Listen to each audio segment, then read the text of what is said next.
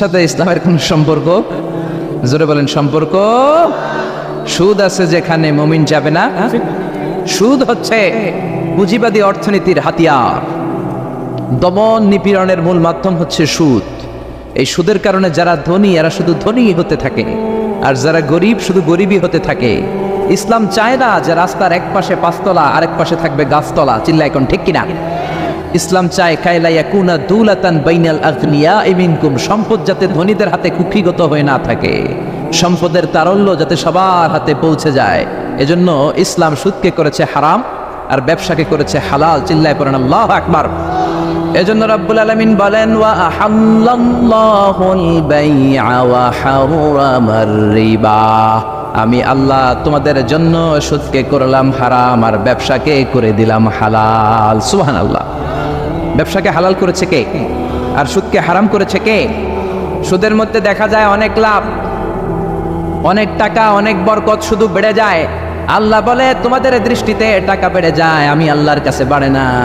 আর তোমরা যখন যাকাত দাও, দান করো, তোমাদের দৃষ্টিতে দেখা যায় টাকা কমে যায়, কিন্তু আমি আল্লাহর কাছে টাকা কমে না। সুবহানাল্লাহ। এজন্য সুদকে আল্লাহ নিশ্চিহ্ন করে দিবেন। ইয়ামহাকুল্লাহ ওয়া ইউরবিস সাদাকাত। আল্লাহ বলে আমি সুদকে নিশ্চিহ্ন করে দেব, সুদকে আমি ধ্বংস করে দেব, সুদের ভেতরে কোনো বরকত দেব না। আর ব্যবসা করলে সামান্য ব্যবসার ভেতরে বরকত ঢুকিয়ে দিবে কে? আরো জোরে বলেন কে? বিশ্বনবী সুদখোরদের উপর লানত দিয়েছে। কি দিয়েছে? লাআনা রাসূলুল্লাহ আকিলার রিবা ওয়া মুকিলাহু ওয়া কাতিবাহু ওয়া শাহিদাইহি। যারা সুদ খায়, যারা সুদ দেয়, যারা সুদের দলিল লেখক, যারা সুদের সাক্ষী থাকে, সবার উপরে বিশ্বনবী লানত দিয়েছেন। জোরে পড়েন নাউযুবিল্লাহ। এজন্য খবরদার, সুদের সাথে মুসলমানদের কোনো সম্পর্ক। বিশ্বনবী বলেছেন আর রিবা সালাসু ওয়া সাবউনা বাবান, সুদের রয়েছে 73টা গুনাহ। কয়টা গুনাহ? আরো জোরে বলেন কয়টা?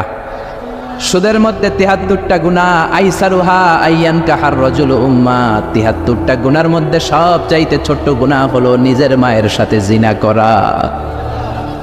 73টা গুনাহ, আর সবচেয়ে ছোট গুনাহ হচ্ছে আইয়ান কাহার রাজুল উম্মা, ব্যক্তি তার মায়ের সাথে জিনা করবে। এটা যদি সবচেয়ে ছোট গুনাহ হয়, তাহলে বড় গুনার অবস্থা কি? বড় গুনাহটা কি জানার দরকার আছে না নাই? আল্লাহ সেটাও বলে দিলেন ফাআযানু বিহারবিম মিনাল্লাহি ওয়া রাসূলিহি। সুদের সবচেয়ে ছোট গুনাহ মায়ের সাথে জিনা করা, আর সুদের সবচেয়ে বড় গুনাহ আল্লাহর সাথে যুদ্ধ করা। করবেন নি? পারা যাবে না আল্লাহর সাথে যুদ্ধে? সে আল্লাহ কবে থেকে ক্ষমতায় বসে? এখন তো আল্লাহ বুড়া হয়ে গেছে। হ্যাঁ, আল্লাহর ক্ষমতা কি আগের মতো আছে? জোরে বলেন আছে?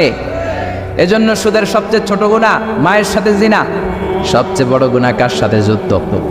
আরো জোরে বলেন। এজন্য বিশ্বনবী বলতেন ইজতানিবু আস-সাবআল মুবিকাত, 7টা ঈমান বিধ্বংসী, আমল বিধ্বংসী কাজ থেকে তোমরা বেঁচে থাকবা। 1 নম্বরে হলো শিরক, আল্লাহর সাথে শিরক করবা না।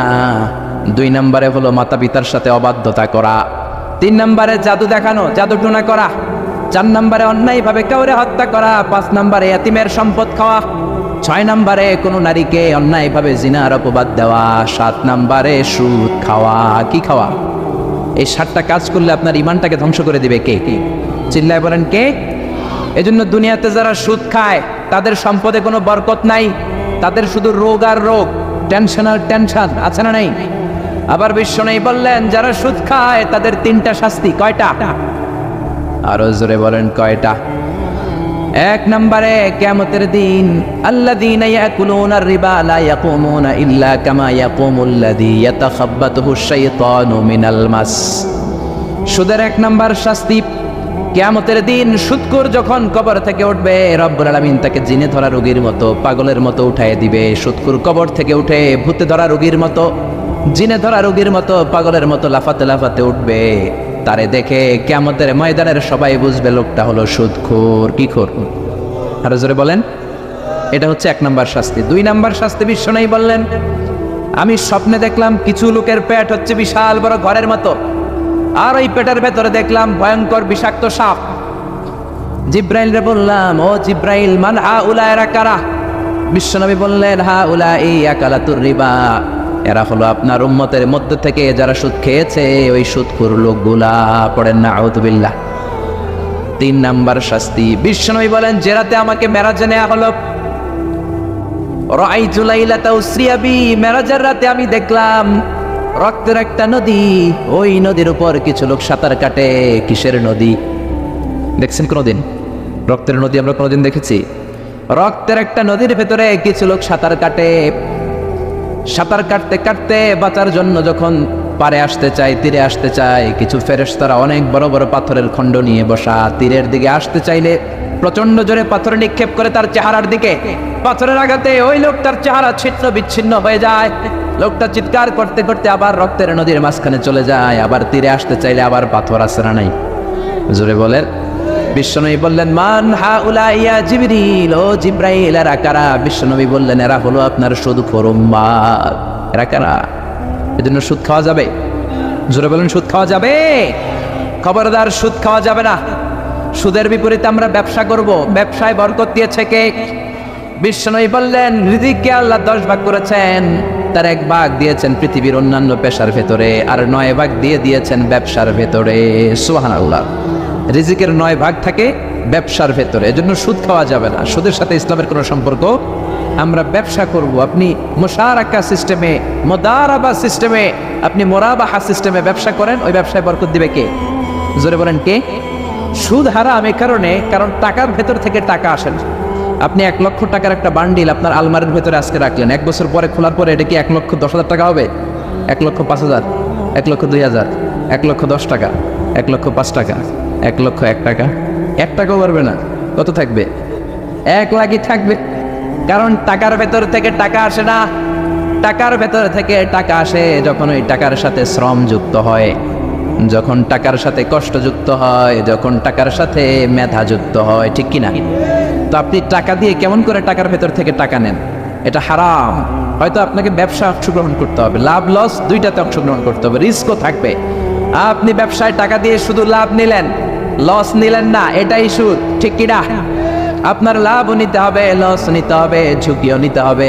এইটার নাম হলো ব্যবসা। হয় আপনি ব্যবসা করবেন, তা না হলে আপনি কর্জা হাসানা দিবেন। কি দিবেন? কর্জা হাসানা দিলে ওই ব্যক্তির মর্যাদা বাড়িয়ে দেয় কে? চিল্লায় বলেন, কে? 3 সিস্টেমে ব্যবসা করবেন। কয় সিস্টেমে? সবাই বলেন, আরো জোরে বলেন। 1 নম্বর হচ্ছে মুশারাকা সিস্টেম। মুশারাকা, পার্টনারশিপ। আমি আপনি শেয়ার, 3-4 জন মিলে শেয়ার, আমার টাকা আপনার টাকা, আর দুজনে মিলে ব্যবসা করব। আমার যদি ধরেন 4 লক্ষ টাকা হয়, আপনার যদি 6 লক্ষ টাকা হয়, তাহলে যেই লাভ হবে তার 60% নেবেন আপনি, 40% নেব আমি। লসও যদি হয় 60% আপনার উপর, 40% আমার উপর। এই ব্যবসাকে বৈধ করেছে কে? আরো জোরে বলেন না। 2 নম্বরে হচ্ছে আল মুদারাবা। মুদারাবাও বৈধ। মুদারাবা মানে হচ্ছে আপনার টাকা আমার শ্রম। আল্লাহ আমার কোনো টাকা দেয় না, আমি মিসকিন, আমি ফকির, আমি দেব শ্রম, আপনি দিবেন টাকা। কত পার্সেন্ট লাভ হলে কে কতটা নিব এটা আমরা ভাগ করে নিব। কিন্তু লস হলে আমার কোনো লস নাই, কারণ আমার শ্রম আপনার টাকা, আমি যে খাটছি এটাই তো আমার লস। ঠিক কিনা? কথা বলেন। আর টাকা যেহেতু আপনার, পুরো লস নেবেন আপনি। এই সিস্টেমও ব্যবসা যায়। 3 নাম্বার হচ্ছে আল মুরাবাহা। বুঝার চেষ্টা করেন, আমার ঘরে ফ্রিজ নাই, ফ্রিজের দাম 1 লক্ষ টাকা। কয় লাখ টাকা? আপনি আমারে বাজার থেকে 1 লক্ষ টাকা দিয়ে একটা ফ্রিজ কিনে আমার কাছে 1,20,000 টাকা বিক্রি করবেন। এটা আমি কিস্তিতে দিব আপনারে, 6 মাসের কিস্তিতে দিব। আপনার লাভ হচ্ছে আপনি 1 লক্ষ টাকা দিয়ে কিনে 1,20,000 বিক্রি করছেন, 20,000 লাভ। আর আমার লাভ হচ্ছে আমার কাছে কোনো টাকা নাই, আমি ফ্রিজের মালিক হয়ে গেলাম, কিস্তিতে দিয়ে 6 মাস পরে আমি টাকাও পূর্ণ করে দিলাম। এটাকে বলে মুরাবাহা। শাহজালাল ইসলামী ব্যাংক, আল আরাফা ইসলামী bank, Bangladesh Islamic bank limited, এই 3টার সিস্টেমে আপনাদের সাথে বিজনেস করে। আল মুদারাবা, আল মুশারাকা, আল মুরাবাহা। যেই সিস্টেমে আপনি করেন না কেন, এগুলোর কবুল করে নেবে কে? কিন্তু এগুলো না করে 100 টাকার বান্ডিল দিয়ে বললেন, এই নাও 100 টাকার বান্ডিল, এখানে 10,000 টাকা আছে, সুদে লাগালাম, মাসে দিবা 1,000। কয় হাজার? আরো জোরে বলেন। এখন মাস শেষে 1,000 দিতে পারে না, ওইটার উপর আবার বাড়তে শুরু করলো। আল্লাহ বলে, লা তাকুলু আর রিবা আদাআফাম মুদাআফা। খবরদার, চক্রবৃদ্ধি হারে সুদ খেও না, মাহাজনী সুদ খেও না। কার কথা? আরো জোরে বলেন, কথাটা কার?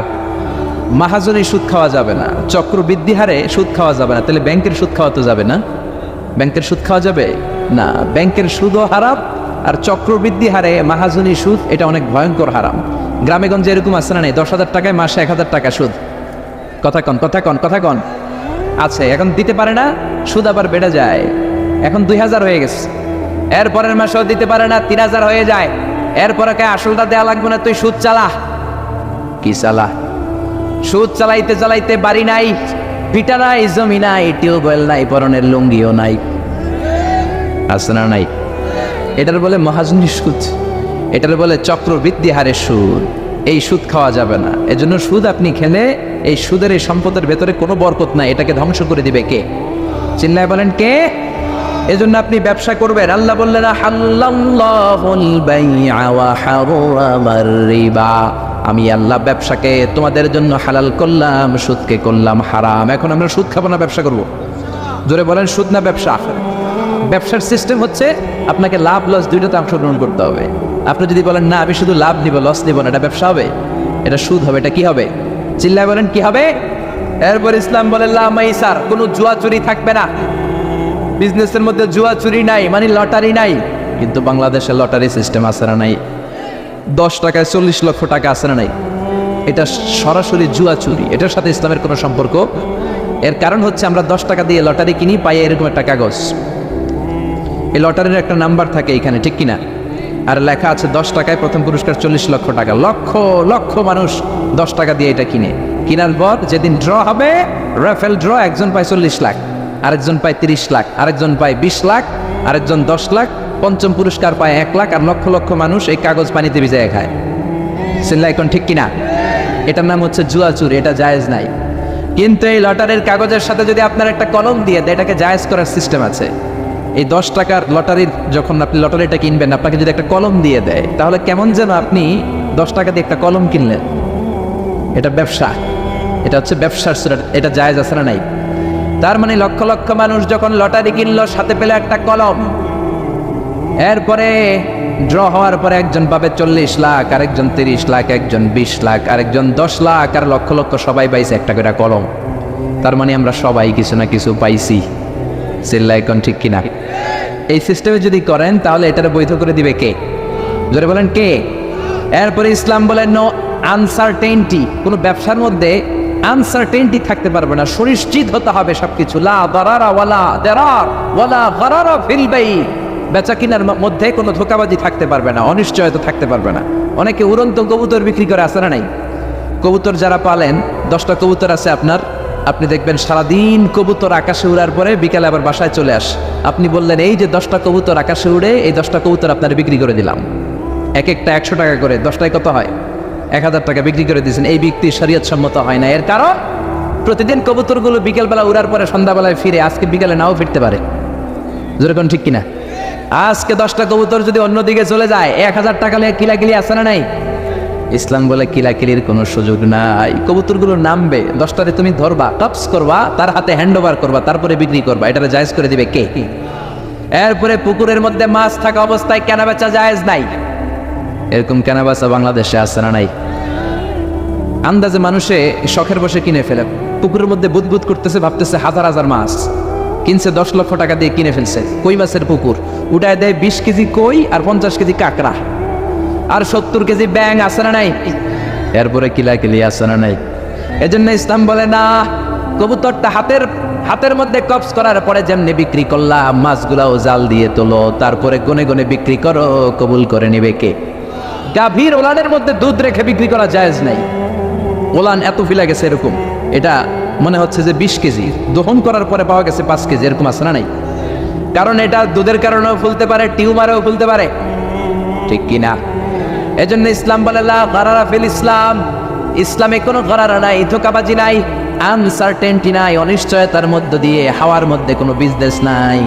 আগে জিনিসটা তোমার হাতে নাও, তারপরে বিক্রি করো, কবুল করে নিবে কে? শেয়ার বাজার নিয়ে প্রশ্ন করে, যেই প্রোডাক্টের ব্যবসা হালাল, ওই প্রোডাক্টের শেয়ারও হালাল। চিল্লায় বলেন ঠিক কিনা? এরপরে বিশ্বনবী বললেন মান গাশশানা ফালাইসা মিন্না, বেচা কিনার মধ্যে যে আমার উম্মতের মধ্যে যে অন্যকে ধোঁকা দেয়, সে আমার উম্মত হতে পারে। ধোঁকাবাজির ব্যবসা বাংলাদেশে আছে না নাই? ফলের দোকানে গেলে দেখবেন চকচকে যেই সাইডটা, ওই সাইডটা ক্রেতার দিকে রাখে, পচা জায়গাটা নিচের দিকে রাখে, এরকম ব্যবসায় আছে না নাই? বিশ্বনবী মদিনার বাজারে গমের দোকান পরিদর্শন করতে গেলেন, যে দেখলেন গমের স্তূপ, বিশ্বনবী গমের ভেতরে হাত ঢুকায়া দিলেন। উপরে দেখা যায় শুকনা গম, ভিতরে দেখা যায় ভিজা গম। বিশ্বনবী বললেন মান গাশশানা ফালাইসা মিন্না, যে আমাদেরকে ধোঁকা দেয় সে আমাদের উম্মত নয়। The person who deceives us is not among আস। যে আমাদেরকে ধোঁকা দেয় সে আমাদের উম্মত হতে পারে। চিল্লায় বলেন উম্মত হতে পারে। এজন্য এই ধোঁকাবাজি করে কোনো ব্যবসা করা যাবে? জোরে বলেন। আর সুদের সাথে আমাদের কোনো সম্পর্ক? চিল্লায় বলেন সম্পর্ক। সুদকে ধ্বংস করে দিবে কে? আর ব্যবসায় বরকত ঢুকিয়ে দিবে কে? বরকতে বিশ্বাস করেন তো? বিশ্বাস করেন? অল্পের ভেতরেও বরকত হতে পারে, 1000 কোটি টাকার মধ্যেও বরকত নাও থাকতে পারে। চিল্লায় বলেন ঠিক কিনা? এজন্য আজ থেকে সুদের সাথে আমাদের কোনো সম্পর্ক নেই। আমরা ব্যবসা করব মুশারাকা সিস্টেমে, মুদারাবা সিস্টেমে, মুরাবাহা সিস্টেমে ব্যবসা করব। অল্প প্রফিট হলো এটার মধ্যে বরকত দিবে কে? আরো জোরে বলেন কে? আর সুদের ব্যবসা করবেন না তো? কারা কারা আজকে থেকে সুদের কোনো ব্যবসার সাথে জড়িত থাকবেন না? তুই হাত উঁচু করে আমার আল্লাহর দেখা। আল্লাহ আমাদের হাতগুলোকে তুমি কবুল করো। চিল্লায় পড়েন আমিন। সুদের আলোচনা ভালো লাগতেছে না? না একেবারে উপরে এসে পড়ছে না? এই সুদের সাথে ইসলামের কোনো সম্পর্ক নাই। আল্লাহ সুদ থেকে আমাদেরকে বাঁচাক। আল্লাহ আমাদের হালাল রিজিকে বরকত দিক। আরো জোরে পড়েন আমিন। আমি আমার খুতবার শুরুতে সূরাতুল বনী ইসরাঈলের ছোট্ট একটা আয়াত তেলাওয়াত করেছি। আসুন এই আয়াতের আলোকে আপনাদের সাথে কিছু কথা শেয়ার করি, যদি আপনারা মনোযোগী হন। শুনবেন শুনবেন শুনবেন শুনবেন। রব্বুল আলামিন বলেন, ওয়াকাদা রাব্বুকা আল্লা তা'বুদু ইল্লা ইয়্যাহু ওয়া বিল ওয়ালিদাইনি ইহসানা। আল্লাহ বললেন, গোলাম আমার ফয়সালা দুইটা। এই দুইটা ফয়সালা হলো স্পেশাল ফয়সালা, অনড় ফয়সালা। এই ফয়সালার কোনো নড়চড় নাই, এই ফয়সালার কোনো পরিবর্তন নাই। প্রথম ফয়সালাটা হলো আল্লাহ তা'বুদু ইল্লা ইয়্যা, ইবাদত হবে একজনের, তিনি কে? আল্লাহ ছাড়া অন্য কারো ইবাদত করা যাবে? আবার আল্লাহ ডেকে বললেন, গোলাম জিন জাতি মানব জাতি এই দুইটা জাতিকে আমি সৃষ্টি করেছি শুধু আমার ইবাদতের জন্য, ঠিক কি না? ওয়ামা খালাকতুল জিন্না ওয়াল ইনসা ইল্লা লিয়াবুদুন। আমি জিন জাতি আর মানব জাতিকে কোনো কাজের জন্য তৈরি করি নাই, কোনো উদ্দেশ্যে বানাই নাই, শুধুমাত্র কেবলমাত্র একমাত্র আমি আল্লাহর ইবাদতের জন্য বানিয়েছি। কার কথা? আরো জোরে বলেন কার? আল্লাহ ছাড়া কারো ইবাদত করা যায় না। এই পৃথিবীতে যত নবী এসেছে, এই পৃথিবীতে যত রাসূল এসেছে, সব নবী রাসূলের একটাই দাওয়াত ছিল, তোমরা ইবাদত করবে একজনের, তিনি কে? ইয়া কওমি ইবুদুল্লাহা মা লাকুম মিন ইলাহিন গায়রু। ও আমার কওমের লোকেরা, ও আমার স্বজাতির লোকেরা, এক আল্লাহ ছাড়া অন্য কারো ইবাদত করো না। জিকির করতে হবে একজনের, চাইতে হবে একজনের কাছে, সেজদা দিতে হবে একজনকে, তিনি কে? আল্লাহ ছাড়া কাউরে সেজদা দেয়া যাবে? আমাদের দেশে মাজারে যে সেজদা আছে না নাই, এই মাজারের নামে যে ভণ্ডামি, এটার সাথে ইসলামের কোনো রিলেশন আছে? সম্পর্ক আছে? এই ভণ্ডামির সাথে ইসলামের কোনো সম্পর্ক? দো দিল বান্দা কালমা চোরে, না পায় শ্মশান না পায় ঘরে, দিন থাকিতে আয়রে পথে ছাইড়া দে ভণ্ডামি, ভণ্ডামি ভণ্ডামি ভণ্ডামি, ছাইড়া দে ভণ্ডামি, ঠিক কি না? নামাজ রোজা করে না ইবলিস শয়তানের নানা, এরকম আছে না নাই? নামাজ রোজা করে না ইবলিস শয়তানের নানা, ধর্মের একখান খুঁটি ধইরা কয়দিন করবা হয়রানি, ভণ্ডামি ভণ্ডামি ভণ্ডামি, ছাইড়া দে ভণ্ডামি, ঠিক কি না?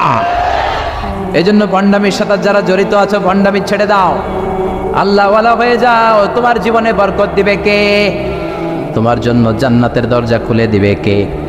এজন্য রব্বুল আলামিন বলেন, ওয়াকাদা রাব্বুকা আল্লা তা'বুদু ইল্লা ইয়্যা ওয়া বিল ওয়ালিদাইনি ইহসানা। আমি আল্লাহর প্রথম ফয়সালা, ইবাদত হবে শুধুমাত্র কেবলমাত্র একজনের, তিনি কে?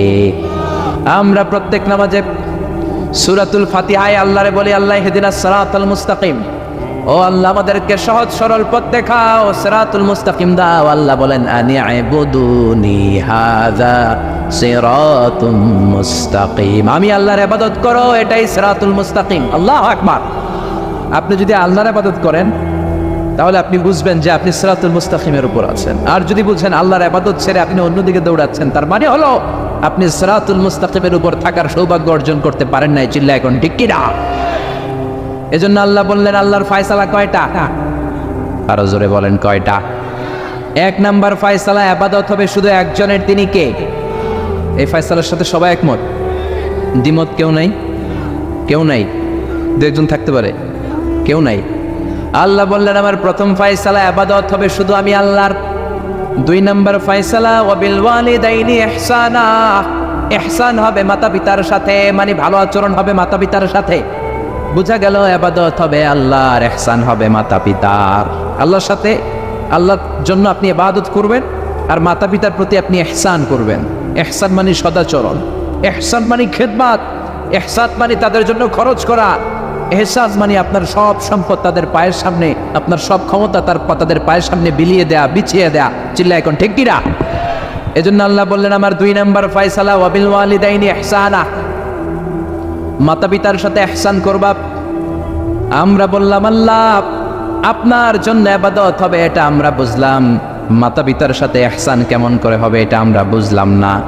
আল্লাহ বললেন ইহসান কাকে বলে যদি না বোঝো তাহলে বুঝে নাও, ইম্মা ইয়াবলুগান্না ইনদাকাল কিবারা আহাদুহুমা আও কিলাহুমা ফালা তাকুল লাহুমা উফ। আল্লাহ নিজেই ইহসানের ব্যাখ্যা দিচ্ছেন।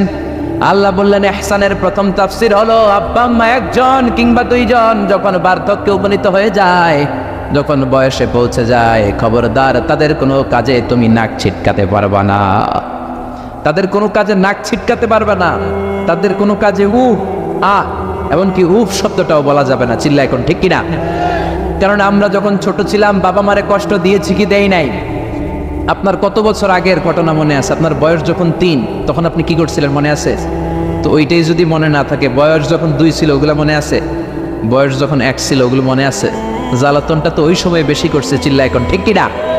শীতের রাত, আমাকে নিয়ে আমার মা ঘুমালো, আমাকে রেখেছে ডান দিকে, পেশাব করে ডান পাশটা আমি ভিজিয়ে দিয়েছি।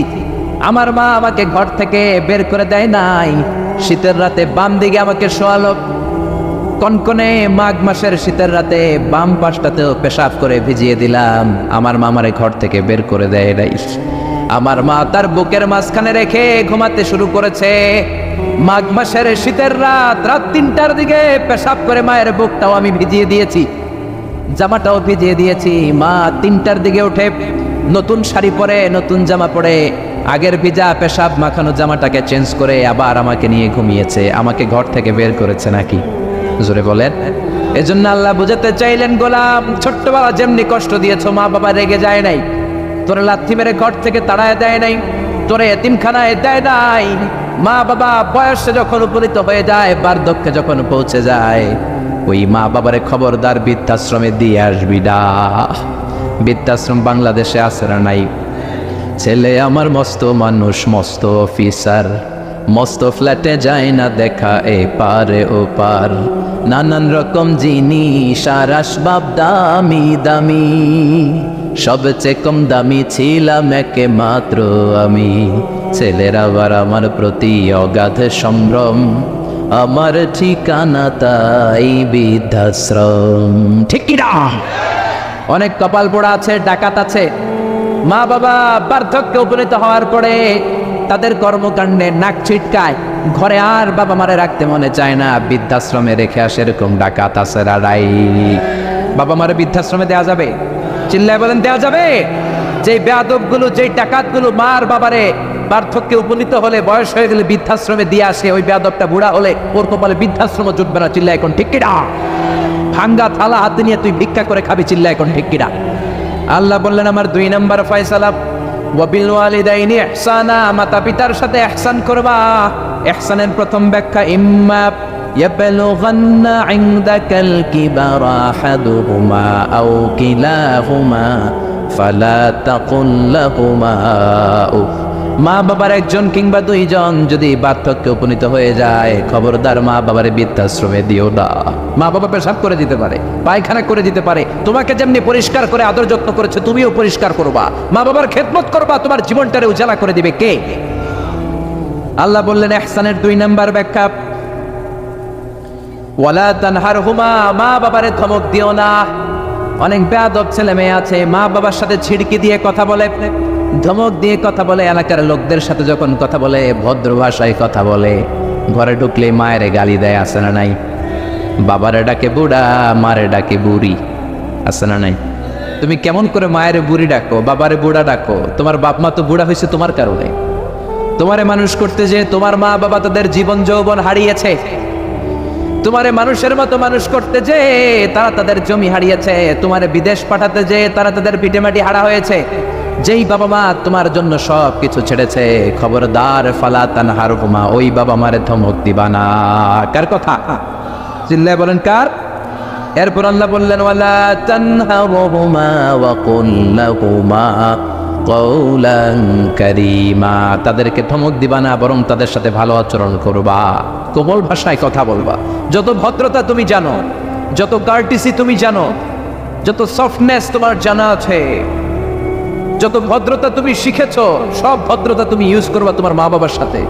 যত কোমল ভাষা তুমি জানো, যত শুদ্ধ কথা তুমি জানো, সব তোমার মা বাবার জন্য তুমি ইউজ করবা। চিল্লাই কোন ঠিক কিনা? এরপরে রাব্বুল আলামিন বললেন ওয়াখফিদ লাহুমা জানাহাদ যুল্লি মিনার রাহমাতি ওয়া কুর রাব্বিরহামহুমা কামা রাব্বায়ানি সাগীরা, তাদের জন্য রহমতের ডানা বিছিয়ে দাও। তোমার যত ক্ষমতা আছে মা বাবার পায়ের সামনে ঢেলে দাও, যত অর্থ আছে তাদেরকে তুমি বিলিয়ে দাও। আর বাবা মা একজন কিংবা দুইজন যদি দুনিয়া ছেড়ে বিদায় নেয়, তাদের কবরের সামনে দাঁড়িয়ে চোখের পানি ছেড়ে পড়তে আরম্ভ করে দাও রব্বিরহামহুমা কামা রাব্বায়ানি সাগীরা ওয়া কুর রাব্বিরহামহুমা কামা রাব্বায়ানি সাগীরা। ও আল্লাহ, ছোট্টবেলা বাবা মা যেমনি আমার আদর দিয়ে সোহাগ দিয়ে কাছে টেনে নিয়েছে, কিয়ামতের দিন কবরের ভেতরে তুমিও আমার বাবা মারে আদর করে কাছে টেনে নিও। পড়ে না আমিন? চিল্লায় পড়ে না আমিন? এজন্য ইবাদত হবে একজনের, তিনি কে? আর ইহসান হবে কার সাথে? এজন্য মা বাবার দোয়ার দরকার আছে না নাই? পৃথিবীর যত আল্লাহর ওলি আছে, যত পীর সাহেব আছে, সবাই এই পুরো কোরআন খতম করে যদি একটা গ্লাসের পানির মধ্যে ফু দেয়, আর আপনার আম্মা শুধু বিসমিল্লাহ বলে আরেকটা গ্লাসের পানির ভেতরে ফু দেয়, আল্লাহর কসম আপনার মায়ের দোয়াটা আগে কবুল হয়ে যাবে। এজন্য মা বাবার খেদমত করেন। আপনার বড় পীর সাহেব হলো আপনার বাবা, আপনার বড় পীর সাহেব হলো আপনার মা। দুনিয়ার সবাই দোয়া করলে ওই দোয়া মিস হয়ে যেতে পারে, মা বাবা দোয়া করলে মিস হবে নাকি? হবে? অনেক ডাকাইত আছে দেখবেন মাজারের উপরে মশারি দেয়, আছে না নাই? খুঁজে দেখবেন ওর বাপের মশাই কামড়ায়, ওর মায়ের মশাই কামড়ায়, আর ও বাবার দরবারে যে মাজারে মশারি দিয়ে আসছে, এরকম ডাকাইত আছে না নাই? এজন্য খবরদার, মা বাবার সাথে ইহসান করো। বিশ্বনবী মসজিদে নববীতে মিম্বারের এক তলার মধ্যে পা রাখলেন, আওয়াজ করে বললেন আমিন। দ্বিতীয় তলার ভেতরে পা রাখলেন, আওয়াজ করে বললেন আমিন। তৃতীয় স্টেপে পা রেখে বিশ্বনবী পড়লেন আমিন। সাহাবারা বললেন নবী তিনবার আমিন বললেন, কেন বললেন বুঝলাম না। বিশ্বনবী বললেন প্রথম স্টেপে যখন পা রাখলাম, জিব্রাইল এসে বলল রমজান মাস পাওয়ার পরে রোজা রেখে ইবাদত করে যেই বান্দা গুনাহ মাফ করতে পারে নাই, তার উপরে আল্লাহর লানত। আমি বিশ্বনবী বললাম আমিন। দ্বিতীয় স্টেপে পা রাখলাম, জিব্রাইল বলল মাতা পিতা পাওয়ার পরে যারা মাতা পিতার খেদমত করে নিজের জীবনের গুনাহ ঝরাতে পারে নাই, জান্নাত কামাতে পারে নাই, তাদের উপর আল্লাহর লানত। আমি বিশ্বনবী বললাম আমিন। 3 নাম্বার স্টেপে বিশ্বনবী বললেন আমার নাম শোনার পরে আমার যে উম্মাত আমার উপর দরুদ পড়ল না, তাদের উপর আল্লাহর লানত। আমি বললাম আমিন। পড়েন সাল্লাল্লাহু আলাইহি ওয়াসাল্লাম, চিৎকার করে পড়েন সাল্লাল্লাহু। এজন্য মাতা পিতার খেদমতের দরকার আছে না নাই? গোটা বিশ্বটা একদিকে, মায়ের দোয়া আরেকদিকে। চিল্লায় বলেন ঠিক কিনা?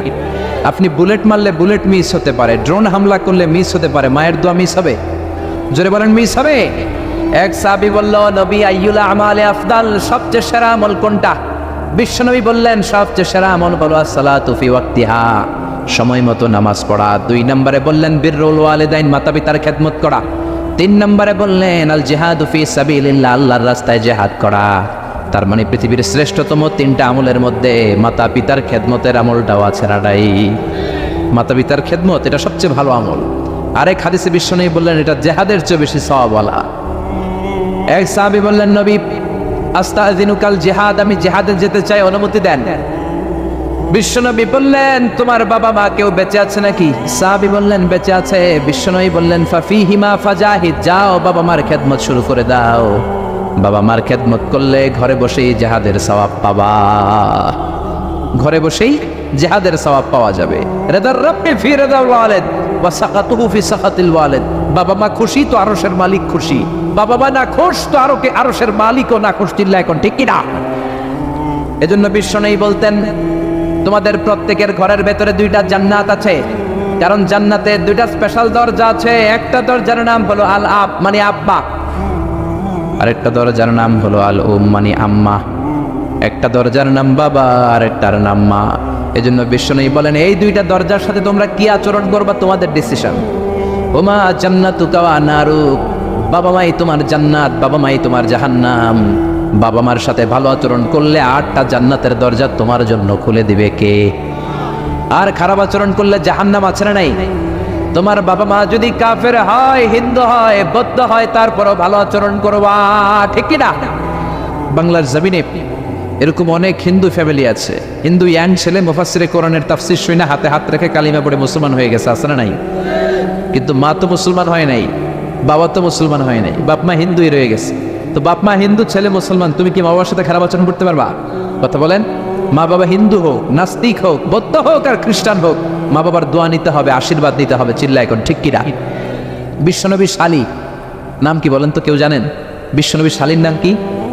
আসমা। মাশাআল্লাহ, আসমা বিনতে আবি বকর বিশ্বনবীর শালী। উনি মুসলিমা, কিন্তু উনার মা ছিল মুশরিকা। বিশ্বনবীরে বললেন নবী আমি মুসলিমা কিন্তু আমার মা মুশরিকা কাফেরা, এখন আমি কি করব? আমার মায়ের সাথে কি ভালো আচরণ করব নাকি? বিশ্বনবী বললেন খবরদার, মা মুশরিক হোক কাফের হোক তারপরেও তোমার মা, ঠিক কি না? সিলিহা, দোয়া দাও, ভালো আচরণ করো, সম্পর্কটারে মিলায় রাখো, তোমার জান্নাতে ঢুকাই দিবে কে? 3 জিনিসের দিকে তাকালেই সওয়াব। 3টা জিনিসের দিকে তাকানোর সাথে সাথে আপনার আমলনামায় সওয়াব দিবে কে? 1 নাম্বার নাযার ইলাল কোরআন, কোরআনের দিকে যখন নজর করে তাকাবেন আপনার আমলনামায় সওয়াব দিবে কে? সুবহানাল্লাহ কইতে মনে চায় না? 2 নম্বরে কাবা, কাবার দিকে তাকালে সওয়াব দেয় কে? 3 নম্বরে নাযার ইলা ওয়াজহিল ওয়ালিদাইন, মাতা পিতার চেহারার দিকে নজর করে তাকালে সওয়াব দেয় কে? এজন্য বিশ্বনবী বললেন সালাসু দাওয়াতিন মুস্তাজাবাত, 3 ব্যক্তির দোয়া কোনোদিন আল্লাহ ফিরায় না। 1 নম্বরে দাওয়াতুল মুসাফির, মুসাফিরের দোয়া। আপনি সফর করেন না মাঝে মাঝে? কক্সবাজারে যাচ্ছেন, সিলেট যাচ্ছেন, এই যে গাড়ির মধ্যে বসে আছেন, ওই সময় আপনি দোয়া করবেন বেশি বেশি। ওই সফর অবস্থায় দোয়া করলে ওই দোয়া কবুল করে কে? 2 নম্বরে দাওয়াতুস সাইম, রোজা রেখে দোয়া করলে কবুল করে কে? 3 নম্বর দাওয়াতুল ওয়ালিদাইনি লিওয়ালাদিহি, মাতা পিতা যখন চোখের পানি ছেড়ে হাত 2টা তুলে আল্লাহর কাছে ছেলে মেয়েদের জন্য দোয়া করে, ওই দোয়াটাও কবুল করে কে? এজন্য সবার আগে দোয়া চাইবেন মা বাবার কাছে। কার কাছে? আমাদের কাছে অনেকে দোয়া চায়, আমরা বলি আরে তোমার মায়ের কাছে চাও, তোমার আব্বার কাছে চাও। আমার দোয়া তোমার জন্য কবুল হতেও পারে, নাও হতে পারে, কিন্তু তোমার মা তো তোমার জন্য মুস্তাজাবুদ দাওয়া, তোমার বাবা তো তোমার জন্য মুস্তাজাবুদ দাওয়া। তোমার মা হাতটা তোলার সাথে সাথেই কবুল। চিল্লায় কত সুবহানাল্লাহ। একজন বাবা এবং মা ছেলে মেয়েদের জন্য কতটা কষ্ট সহ্য করে, কতটা জ্বালা যন্ত্রণা সহ্য করে, বাবা মা না হওয়ার আগে এটা কেউ বুঝবে? আপনি শুধু ওয়াজ শুনতে পারবেন, কিন্তু বুঝবেন তখন যখন একটা ছেলে হবে, যখন একটা মেয়ে হবে, ঠিক কি না? এজন্য বিশ্বনবী বলতেন আল জান্নাতু তাহতা আকদামি উম্মাহাতিকুম, ও দুনিয়ার মানুষেরা শোনো শোনো, যেই জান্নাতের জন্য তোমরা পাগল, যেই জান্নাতের বর্ণনা শুনলে তোমাদের হৃদয় ঠান্ডা হয়ে যায়, যেই জান্নাতে যাওয়ার জন্য তোমরা ইবাদত করো, ওই জান্নাত থাকে তোমাদের মায়ের পায়ের তলায়। এই দুনিয়ার পুরুষ মানুষদের পায়ের নিচে থাকে জুতা, জুতার নিচে থাকে বালি, আর এই দুনিয়ার এক একটা মহিলার পায়ের নিচে থাকে তার ছেলে মেয়েদের জান্নাত। ওগো মা তুমি এই ধরনের শ্রেষ্ঠ নেয়ামত, তোমারই পদতলে রয়েছে জান্নাত। ওগো মা তুমি এই ধরনের শ্রেষ্ঠ নেয়ামত, তোমারই পদতলে রয়েছে জান্নাত। সুবহানাল্লাহ পড়েন। এই পৃথিবীটারে 100 বার বিক্রি করলে যে টাকা হবে, ওই টাকা দিয়ে জান্নাতের একটা চেয়ারের দাম হবে? সবাই বলেন হবে না। আচ্ছা, এই পৃথিবীটারে 5000 বার বিক্রি করলে যেই মূল্য বা টাকা পাওয়া যাবে, ওই টাকা দিয়া জান্নাতের একটা টেবিল কিনা যাবে? আর যেই 8টা জান্নাত মায়ের পায়ের নিচে পড়ে আছে, ওই পা 2টার দাম আল্লাহর কাছে বেশি না কম? জোরে বলেন বেশি না কম? এই জন্য এক সাহাবী বললেন নবী মান আহাক্কু বিহুসনি সাহাবাতি ইয়া রাসূলুল্লাহ, এই দুনিয়ায় এত মানুষ, এত বন্ধু, এত সাহাবী, এত লোক, কার সাথে ভালো আচরণ করব? বিশ্বনবী বললেন উম্মুকা, তোমার মায়ের সাথে। সুম্মা মান, তারপরে কার সাথে? তোমার মায়ের সাথে। তারপরে কার সাথে? তোমার মায়ের সাথে 3 বার। আর এক হাদিসে আছে 4 বার বললেন তোমার মায়ের সাথে, 5বার বললেন তোমার পিতার সাথে। সুবহানাল্লাহ। মায়ের মর্যাদা 4 গুণ বেশি। কয় গুণ? এর কারণ আল্লাহ কোরআনে বলে দিলেন সূরা লোকমানে, হামালাতু উম্মুহু। মায়ের মর্যাদা এত বেশি হওয়ার কারণ হলো, বাবা তোমারে পেটে ধরে নাই, পেটে ধরেছে কে? ওয়াহানানা আলা ওয়াহান, 10 মাস 10 দিন বাবা কষ্ট সহ্য করে নাই, করেছে কে? ওয়াফিসালুহু ফি আমাইন, 2 বছর বাবা তোমারে দুধ খাওয়ায় নাই, দুধ খাওয়ালো কে? কত লিটার দুধ, কত গ্যালন দুধ, কত কেজি দুধ মায়ের বুক থেকে আপনি খেয়ে খেয়ে সাবার করছেন 2 বছরে, কোনো হিসাব আছে? জোরে বলেন। বিশ্বনবী বললেন লাউ কাতাআতা জিলদাক, তোমার চামড়াটা কেটে কেটে রোদে শুকিয়েও যদি মায়ের 2 পায়ের 2টা জুতা বানিয়ে দাও, ছোট্টবেলায় 1 ঢোক দুধ যে তুমি খেয়েছো, সেই 1 ঢোক দুধের শোধ আদায় হবে নাকি? মায়ের একধার দুধের দাম কাটিয়া গায়ের চাম, পাপস বানাইলেও ঋণের শোধ হবে না।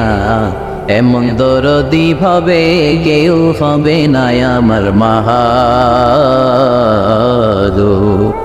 এমন দরদি ভাবে কেউ হবে না আমার মাহাদো। পড়েন না আল্লাহু আকবার। বিশ্বনবীর সাহাবী নাম হলো আলকামা। কি নাম? সবাই বলেন কি নাম? আলকামা বিশ্বনবীর সাহাবী। ইন্তেকালের আগে আলকামার জিহ্বা দিয়ে কালেমা বেরোয় না। 3 দিন যাবত বিছানায় পড়ে আছে, মুমূর্ষ, মরে যাবে, কিন্তু জিহ্বা দিয়ে কালেমা বেরোয় না। বিশ্বনবী বলেছেন লাকিনু মাউতাকুম লা ইলাহা ইল্লাল্লাহ, তোমরা মরণের আগে তোমাদের মুমূর্ষ রোগী মৃতদের সামনে লা ইলাহার তালকিন দাও। যখন দেখবেন আপনার চাচার রুহুটা বের হয়ে যাচ্ছে, দাদার রুহুটা বের হয়ে যাচ্ছে, বাবার রুহু বের হয়ে যাচ্ছে, তার শিওরের সামনে, কানের সামনে বসে পড়তে আরম্ভ করবেন লা ইলাহা লা ইলাহা ইল্লাল্লাহু মুহাম্মাদুর রাসূলুল্লাহ সাল্লাল্লাহু। কিন্তু বলবেন না এই কালেমা পড়ো, কালেমা পড়ো, কালেমা পড়েন, কালেমা পড়েন, এগুলো বলবেন না। শুধু তালকিন দিবেন, ওটা থেকেই উনি বুঝবেন। কারণ মৃত্যুর একটা কষ্ট আছে না নাই? মৃত্যুর যন্ত্রণায় সে অস্থির, আপনি জোরাজুরি করতেছেন কালেমা পড়, সে যদি বলে না পড়বো না, ঝামেলা আছে না নাই? এজন্য কানের সামনে শুধু তালকিন দিবেন। বিশ্বনবী বললেন লাকিনু মাউতাকুম লা ইলাহা ইল্লাল্লাহ, তোমাদের মৃতদের সামনে, মুমূর্ষদের কানের সামনে শুধু লা ইলাহা পড়বা। ওনার বিবি, ওনার আত্মীয়রা আলকামা নামক সাহাবীর কানের সামনে লা ইলাহা পড়ে 3 দিন ধরে কালেমা বের হয় না। কখন যেন মরে যায়, বিশ্বনবীর কাছে পাঠানো হলো। বিশ্বনবী সুহাইব আর বেলাল 2 জন সাহাবীকে পাঠালেন, তারা যেও কালেমার তালকিন দিল, কিন্তু মুখ দিয়ে কালেমা বের হয় না। বিশ্বনবী আলকামার বিবিরে ডেকে পাঠালো, ও বিবি, আলকামার বিবি, তোমার স্বামী কেমন ছিল? বলে আমার স্বামী অনেক বড় আল্লাহর ওলি ছিল, নামাজ ছাড়তো না, তেলাওয়াত ছাড়তো না, জিকির ছাড়তো না। বিশ্বনবী বললেন আলকামার বাবা মা কেউ বেঁচে আছে নাকি? বিবি বলে আলকামার মা বেঁচে আছে, ডাকো। আলকামার মা আসার পরে বিশ্বনবী বললেন আপনার ছেলে কেমন ছিল? নামাজ পড়তো নাকি, রোজা করতো নাকি, জিকির করতো নাকি? আলকামার মা বলে সবই করতো। আপনার সাথে কেমন আচরণ করতো? এটা বলার পরে মার কথা বলে না, শুধু চোখের পানি ছাড়ে। আলকামার মা বলে নবী, আলকামার ব্যাপারে আমার মনে অনেক দুঃখ, কোনোদিন আমার কথা শুনে নাই, শুধু বিবির কথা শুনতো, বউরে প্রাধান্য দিত, আমার যত্ন নিত না, আমার কথা বেশি শুনতো না, এজন্য আমার মনে আলকামার ব্যাপারে অনেক জ্বালা। বিশ্বনবী বললেন আপনার ছেলেরে মাফ করে দেন। রাগের চোটে আলকামার মা বলে না, আমি মাফ করব না। বিশ্বনবী বললেন ও সাহাবারা, লাকড়ি আনো, আগুন জ্বালাও, আলকামারে আমরা আগুনের উপর নিক্ষেপ করব। আগুন জ্বালানো হলো, সব সাহাবারা আলকামাকে ধরে আগুনের মধ্যে ফেলবে। ইন দ্য মিন টাইম দুঃখিনী মা বিশ্বনবীর পায়ের সামনে এসে বলে ও নবী, আমার কলিজার টুকরাটারে আগুনে ফেলবেন না। ও নবী, আমার মনে আর কোনো জ্বালা নাই, আমার মনে আর কোনো দুঃখ নাই। আলকামা তো আমার নার ছেড়া ধন, 10 মাস 10 দিন আমার পেটে ছিল, আমার দেহ থেকে নিউট্রিশন নিয়ে, খাদ্য পুষ্টি নিয়ে আলকামা বড় হয়েছে। বেয়াদবি করেছে, কি হয়েছে? আমি আলকামারে মাফ করে দিলাম গো নবী। আলকামার মা আলকামার শিওরের সামনে দাঁড়িয়ে যখন মাফ করার ঘোষণা দিয়েছে, বিশ্বনবী সাক্ষী, সাহাবারা দাঁড়িয়ে আছে। আলকামা চিৎকার করে পড়তে আরম্ভ করলো লা ইলাহা ইল্লাল্লাহু মুহাম্মাদুর রাসূলুল্লাহ সাল্লাল্লাহু আলাইহি ওয়াসাল্লাম। আল কালিমা তাইয়্যিবা চিৎকার করে পড়ার সাথে সাথে তার রূহ কবজ হয়ে গেল। চিল্লায় পড়েন আল্লাহু আকবার। এজন্য মায়ের দোয়া বড় দোয়া, বাবার দোয়া বড় দোয়া।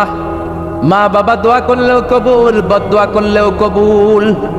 মা বাবার শুধু যদি দোয়াটাই কবুল হতো তাহলে টেনশন নাই, দোয়া করে না তো কি হয়েছে। কিন্তু বদদোয়া করলেও কবুল করে নেয় কে? দোয়া করলেও কবুল, বদদোয়া করলেও। সৈয়দনা ইব্রাহিম আলাইহিস সালাম সৈয়দনা ইসমাঈল আর হাজরাকে, আরবিতে নাম হলো হাজার, রেখে গেলেন মক্কায়। ওনার বিবি হাজরা ইন্তেকাল করলো, ছোট্ট দুধের শিশু ওনার পায়ের ধাক্কায় জামজামের পানি বের হলো, বড় হতে লাগলেন। শৈশব পেরিয়ে কৈশোর, কৈশোর পেরিয়ে যৌবন, তাগড়া যুবক। তখন জুরহুম নামক একটা কওমের একটা মেয়েকে তিনি বিয়ে করলেন। বিয়ে করে সুখের সংসার শুরু করলেন আল্লাহর আদেশে। অনেক পরে সৈয়দনা ইব্রাহিম তার কলিজার টুকরা ইসমাইলের বাড়িতে বেড়াতে গেল। কার বাড়িতে? কে গেল বেড়াতে? সৈয়দনা ইব্রাহিম বেড়াতে গেলেন। যাওয়ার পরে দেখে সৈয়দনা ইসমাইল ঘরে নাই। দরজার বাইরে থেকে সালাম দিলেন, আসসালামু আলাইকুম। এটা কিন্তু প্রামাণ্য বর্ণনা দিচ্ছে আমি বুখারী থেকে, বুখারীর বর্ণনা, এটা গল্প না। দরজার বাইরে থেকে সালাম দিলেন, আসসালামু আলাইকুম। ভেতর থেকে কর্কশ গলায়, ঝাঁঝালো কণ্ঠে, কণ্ঠের মধ্যে কোনো মায়া নাই, দয়া নাই, এরকম একটা কণ্ঠের মেয়ে উত্তর করে বলল, ওয়া আলাইকুমুস সালাম। সৈয়দনা ইব্রাহিম জিজ্ঞেস করলো, কাইফা হালুকি ইয়া উম্মি, ও মা তুমি কেমন আছো? মেয়ে কয়, বেশি ভালো না। সংসার কেমন চলে? সুবিধার না? খাওয়া দাওয়া ঠিক মতো হয়নি না? কিচ্ছু হয় না? আমনে কেডা?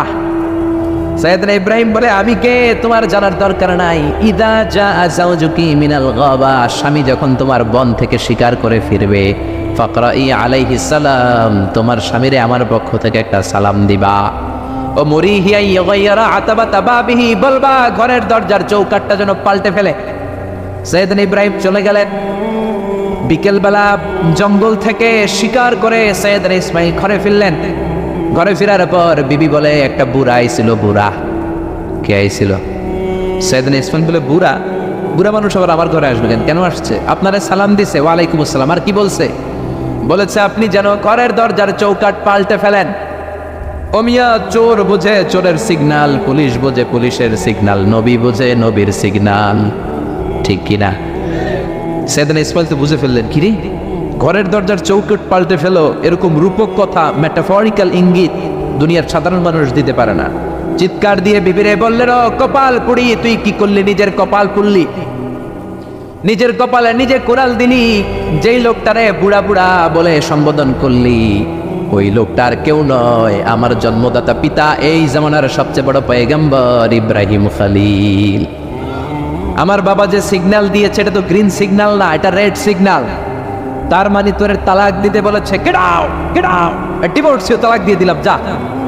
আপনার আব্বা যদি বলে তোমার বউরও তালাক দিয়ে দাও, দিয়ে দিবেন নাকি? এবার দিয়ে দিয়েন না। আপনার বাবাও বাবা, ইসমাইলের বাবা ইব্রাহিমও, কথা বলেন। সৈয়দনা ইব্রাহিম ছিলেন আল্লাহর জালিল কাদের পয়গম্বর।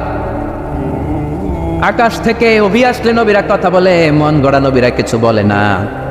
আপনার বউ, আপনার বউকে যদি আপনার বাবা বলে তোর বউরে তালাক দে, দিয়ে দিয়েন না। আবার কি করবেন? বুঝাবেন, বাবারও বুঝাবেন, বিবিরও বুঝাবেন, ঘরের ভিতরে সংলাপ করবেন, সমঝোতা করবেন। আমাদের দেশের দুই নেত্রী সংলাপ করে না তো কি হয়েছে? আমরা করব, আমরা ঘরে ঘরে সংলাপ করব, সমঝোতা করব, ঠিক কি না? মিলায়ে দিবেন, মিলায়ে দিলে বরকত আসরা নাই। কেউ ঝগড়া লাগলে মিলাবেন, মারামারি লাগলে মিলাবেন। কেউ যদি আরেকজনরে মারতে যায় উদ্ধত হয়, মিলায়ে দিবেন। যারা মিলায়ে দেয় তাদের মর্যাদা বাড়ায় দেয় কে? কিন্তু সমাজের কিছু দুষ্ট চরিত্রের লোক আছে, দুইজন যদি মারামারি লাগে আরো লাগায়া দেয়, আছে না নাই? আগুন লাগলে আপনারা কি ডালেন? অনেকে তেল ডালে, আছে না নাই? এখন আগুন লাগলে কি তেল ডালবেন না পানি ডালবেন? মিলায়ে দিবেন। বউরেও বুঝাবেন, বাবারও বুঝাবেন, দুইজনরে বুঝায় আস্তে ধীরে আগাবেন। তালাক তো অনেক পরের কথা।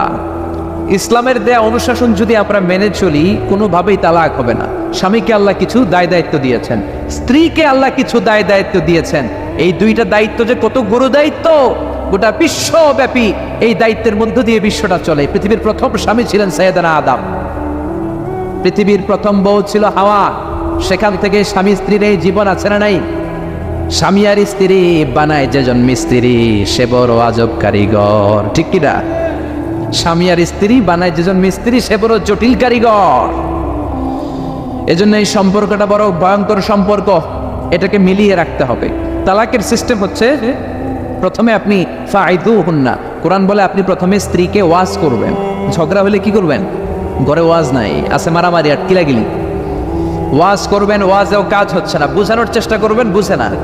এরপর আল্লাহ বললেন ওয়াহজুরুহুন্না ফিল মাদাজি', বিছানা আলাদা করে দাও, তুমি এক রুমে ঘুমাবা, তোমার বিবিরে দিবা আরেক রুম। কিছুদিন বিচ্ছেদ চললে ওই বিবির অন্তরে ভালোবাসা তৈরি করে দিবে কে? সুবহানাল্লাহ পড়েন। এখন ওয়াজ করলেন, বুঝাইলেন, বুঝে না। বিছানা আলাদা করলেন, তাও শোনে না। এবার ওয়াদ্রিবুহুন্না, কোরআন বলল বউরে শাসন করো। অনেকে বলে বউরে পিটাও, না, পিটানোর কথা বলে নাই। ওয়াদ্রিবুহুন্না মানে তাদেরকে শাসাও, শাসন করো। মুফাসসিররা এটার তাফসীর করতে যে হয়রান হয়েছে যে কি দিয়ে পিটাবে। কোন মুফাসসির কয় খেজুরের ছোট্ট ডালা দিয়ে এরকম বাড়ি মারবে, আর বলবে ভালো কথা কই হনস না কেন। অনেকে বলবে, অনেক মুফাসসির বলেছে মেসওয়াক দিয়ে বাড়ি মারবে, তোমার এত বোঝাই বুঝো না কেন? দুইটা ছেলে মেয়ে হয়েছে আমাদের, এত সুন্দর সংসার, হানিমুন করেছিলাম কক্সবাজারে, স্মৃতিগুলো কি তোমার মনে পড়ে না? তুমি আমার কৈতরি, তুমি আমার টুনটুনি, তুমি আমার সোনামণি, এগুলো কে বুঝাবেন? এরপরও মানে না। অনেক মুফাসসির কইছে বালিশ দিয়া পিটাইবেন, কোল বালিশ দিয়া, যাতে হাত পা না ভাঙে। ওয়াদ্রিবুহুন্না, অনেক ডাকাইতেছে লাড়ি দিয়া পিটায়, আছে না নাই? ইসলাম বলে না না, বনিবনা না হলে প্রথম স্টেপ ওয়াজ করো, বুঝাও। 2 নম্বরে বিছানা আলাদা করে দাও, তারপরেও মানে না। 3 নম্বরে ওয়াদ্রিবুহুন্না মানে শাসন করো, যার যেরকম দরকার ওইরকম শাসন করবেন, তাতেও হয় না। তারপরে ফাবাআসু হাকামাম মিন আহলিহি হাকামাম মিন আহলিহা, এই 3টা স্টেপেও কাজ হয় না। আপনার মুরব্বিদের ডাকবেন, সালিস, মেয়ের পক্ষের মুরব্বিদের ডাকবেন, 2 পক্ষের বেআইনরা মিলে মিলছিল করে দেওয়ার চেষ্টা করবে, তাতেও কাজ হয় না। 4টা স্টেপ শেষ, 5ম স্টেপ হলো তালাক। আর আমরা দইরেই কই 3 তালাক, আছে না নাই? ওমরে ফারুকের জামানায় এক লোক তার বউরে দিছে 100 তালাক, রাগের চোটে। এরকম ডাকাইত আমাদের দেশে আছে না নাই? এখন বিবি এসে বলে, ওমরে ফারুক 100 তালাক দিয়েছে আমার স্বামী, কি করব? সাইয়েদনা ওমরে ফারুক বলে, তোর ডাকাইত স্বামীটা কোথায়? কয় এই জায়গায়। কিরে কয় তালাক দিছিস? কয় 100টা। দিবি 3টা, 100টা দিলি কেন? কয় রাগের মাথায় দিছে। কয় দাঁড়া, তোর বিচার করতেছে। 3 তালাকে তোর বউ তালাক, বাকি 97 তালাক তোর পিঠে পড়বে। সুবহানাল্লাহ কইতে মন চায় না? এজন্য এই হচ্ছে তালাকের সিস্টেম। কতগুলো স্টেপ আপনি পার হলেন, তারপরেও আপনি একসাথে 3 তালাক দিবেন না। ইসলামের তালাককে 2 ভাগে ভাগ করা হয়েছে, একটা আত-তালাক আস-সুন্নি আর একটা তালাক আল বিদআই। তালাক আস-সুন্নি মানে সুন্নতি তালাক, আর তালাক আল বিদআই মানে বেদাতি তালাক। বেদাতি তালাক হচ্ছে রাগের মাথায় 3 তালাক, 14 তালাক, 22 তালাক। কিন্তু তালাক সুন্নি, সুন্নাত সম্মত তালাক হচ্ছে আপনার বিবি যখন পবিত্র, মানে যখন পিরিয়ড হচ্ছে না, ওরকম একটা পবিত্র সময় তারে আপনি তালাক দিবেন।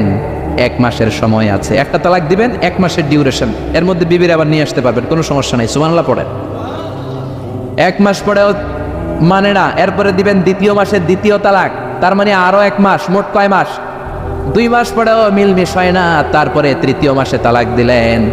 এই 3 তালাক দেওয়ার পরে বিবি আবাদুল আবাদ আপনার জন্য হারাম হয়ে গেল। কত সুন্দর স্টেপ মেনটেন করে কত দূরে তালাক, আর আমরা দইরেই কই তালাক। এজন্য খবরদার। সাইয়েদনা ইসমাইল বললেন, কপাল পুল্লি তুই, যারে বুড়া বলে গালি দিলি আসলে বুড়া নয়, এই লোকটাই আমার বাবা ইব্রাহিম খলিল। আমার বাবা বলেছে তোরে তালাক দিতে, গেট আউট, গেট আউট, তালাক দিয়ে দিলাম তোরে, যা ভাগ। বউ শেষ, নতুন বিয়ে করলো, নতুন সুখের সংসার। 3 বছর পর সাইয়েদনা ইব্রাহিম আবার ছেলের বাড়িতে বেড়াতে আসলেন। আজকেও সাইয়েদনা ইসমাইল ঘরে নাই। সাইয়েদনা ইব্রাহিম আজকে সালাম দিলেন, আসসালামু আলাইকুম।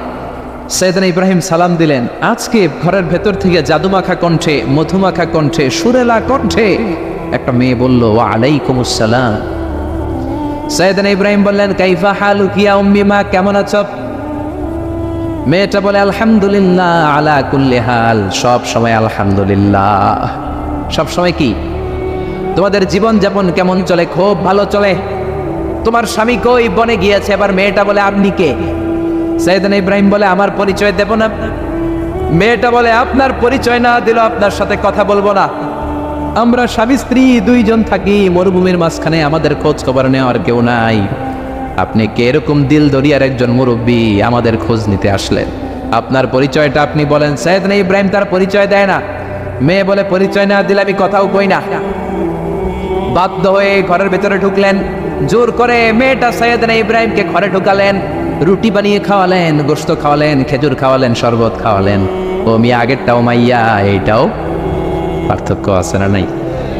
মেয়েটা বলে আমার জন্য দোয়া করেন।